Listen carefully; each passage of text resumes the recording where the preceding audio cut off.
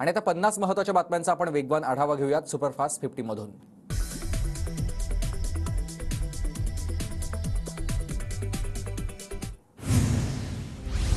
पंतप्रधान मोदींच्या हस्ते आज राजकोट किल्ल्यावर शिवरायांच्या अश्वारूढ पुतळ्याचं अनावरण। राजकोट आणि सिंधुदुर्ग किल्ला परिसरात 3400 अतिरिक्त पोलीस तैनात। पंतप्रधान नरेंद्र मोदींच्या कोकण दौऱ्यानिमित्त सिंधुदुर्ग परिसरात मोठी बॅनरबाजी। बलसागर भारताचे पंतप्रधान नरेंद्र मोदींचं स्वागत अशा आशयाचे बॅनर। राज्य मागासवर्ग आयोगाचा लातूर, धाराशिव आणि सोलापूर दौरा रद्द। 4 आणि 6 डिसेंबरला होणारा दौरा रद्द। नांदेडमध्ये 8 डिसेंबरला मनोज जरांगेंची सभा। 111 एकर जमिनीवर जरांगेंची सभा पार पडणार।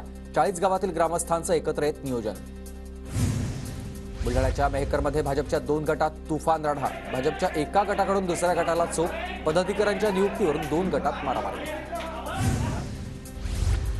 सहकार मंत्री दिलीप वळसे पाटील यांच्याकडूनच बुलढाणा जिल्ह्यातील नुकसानीची पाहणी। आपली कैफियत मांडताना वळसे पाटलांसमोर शेतकऱ्याला अश्रू अनावर। पुढच्या 24 तासात राज्यात अवकाळी पावसाचा अंदाज। 3 डिसेंबरपासून ते 5 डिसेंबरपर्यंत देशभरात मुसळधार पाऊस पडण्याची शक्यता। अनेक भागात पावसाचा ऑरेंज अलर्ट। पुढील 3 दिवस मराठवाडा आणि विदर्भातील काही भागात पुन्हा अवकाळी पावसाची शक्यता। मराठवाड्यातील लातूर, नांदेड, हिंगोलीसह विदर्भात हलका पाऊस होण्याचा अंदाज। धुळ्यात अवकाळी पावसामुळे 62 गावं बाधित झाली आहेत। 63% पंचनामे पूर्ण, तर प्रशासनाला प्रस्ताव आपला पाठवला जाणार। कृषी विभागाचे जिल्हा अधीक्षक कुर्बान ताडवी यांची माहिती। धुळ्यात अवकाळी पावसाने कांद्याच्या पेरण्या थांबल्यात। शेतकऱ्यांच्या उत्पन्नावर परिणाम होणार। शेत जमीन ओली नसल्यानं कांदा पेरणी लांबणीवर। धाराशिव जिल्ह्यात ज्वारी पिकाला लष्करी अळीचा विळखा। सुमारे 2.25 लाख हेक्टर क्षेत्रावरील ज्वारी पीक धोक्यात आल्यानं शेतकरी पुन्हा एकदा आर्थिक अडचणीत।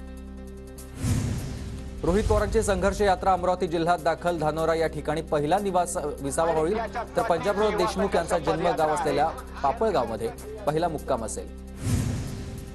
पालघरच्या दहिसर येथील डेवणी पाडाजवळील खाणीत केलेल्या स्फोटामुळे गाव हादरलंय।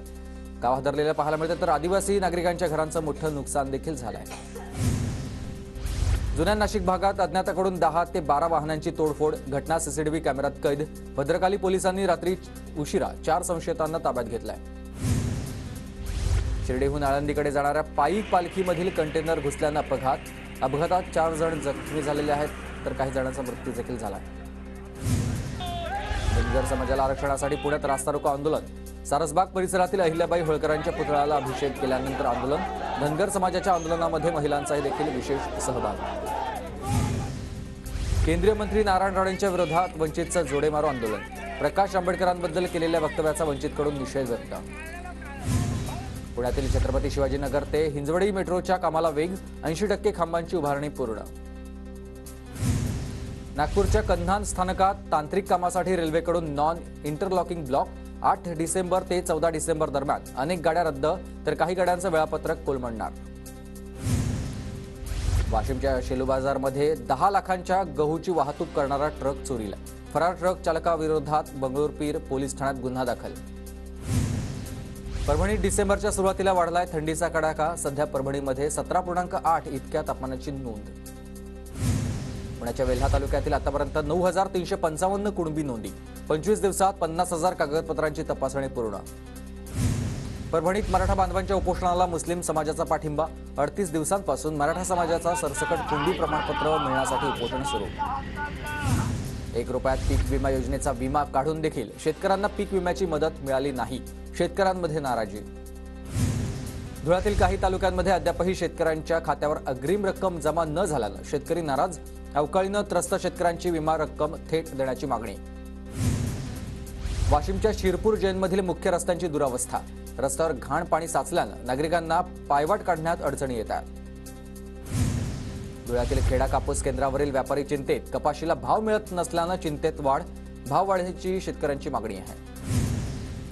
धुळ्याच्या शिंदखेडा तालुक्यात अवकाळीनं केळी, पपई पिकांना 25 हेक्टर क्षेत्राचं नुकसान। पंचनामे करून मदत देण्याची मागणी। नंदुरबार जिल्ह्यात सिकल सेल ॲनिमियाची आजाराची गंभीर समस्या उद्भवली आहे। बालमृत्यूच्या प्रमाणात वाढ झाली आहे।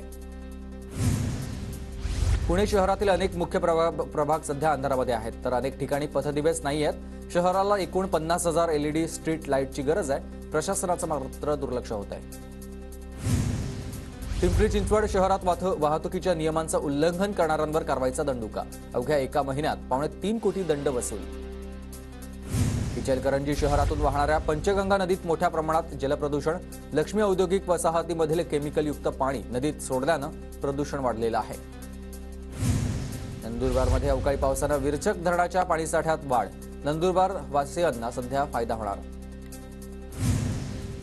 अवकाळी पावसामुळे जळगावातील हतनूर धरण 100% भरलाय. धरणाचे 2 दरवाजे 50 मिलीमीटरनं उघडले असून हतनूरमधून तापी नदीमध्ये 3390 क्युसेक पाण्याचा विसर्ग सुरू झालाय. उजनी धरणात सोडण्यात आलेले 1 कोटी मत्स्य बीज. राज्य शासनाच्या मत्स्य व्यवसाय विभागाकडून स्थानिक प्रजातींचं बीज सोडलेलं आहे.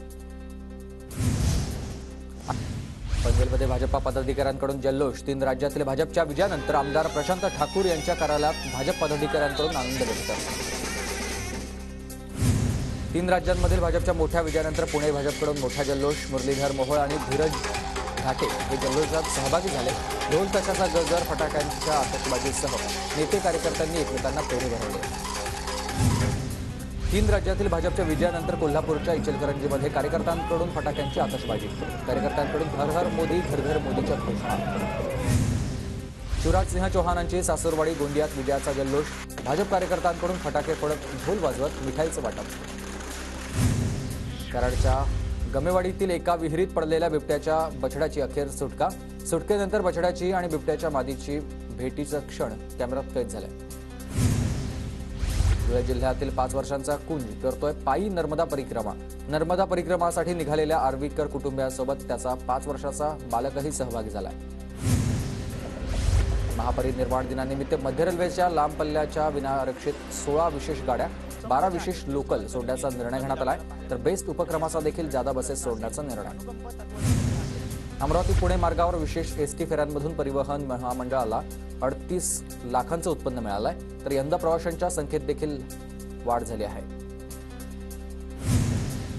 राजगडच्या पायथ्याशी पाल खुर्दमध्ये महाराणी सईबाईंच्या समाधीस्थळाचा विकास होणार आहे.